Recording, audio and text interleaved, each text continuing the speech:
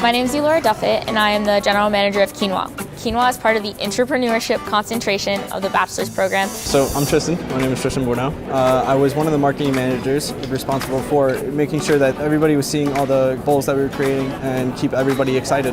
What we've tried to do is just create really unbelievably bold flavors and just provide the student body like a different way of looking at grains.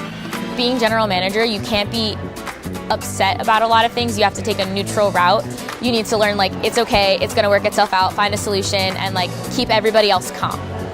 Having had this experience working in the innovation kitchen, there's a lot of small things that I never would have thought of to do to start and open my business. See, when you sign up for this concentration, you're we're gonna run a business.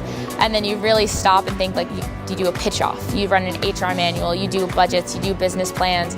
From planning to communication, how you go look at your numbers, make sure that you're making enough money, or if you have an issue, where the issue is. That how to work family meal, and there's all of these small things that you don't think of that this concentration really offers.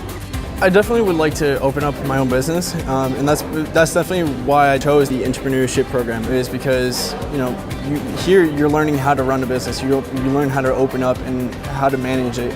I tell everybody that this is the concentration you should do if you want to own your own business. Any lesson that I took from Quinoa, it's going to follow me into the career.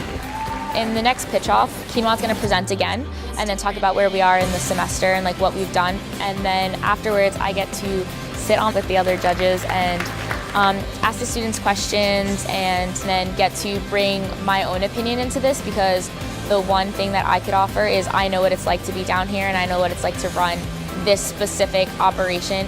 Like I said before, you're learning how to open up a restaurant, but it's going to follow you, it's going to stay with you for the rest of your life. Honestly, this has been one of the most challenging things I've ever done, but the most worthwhile.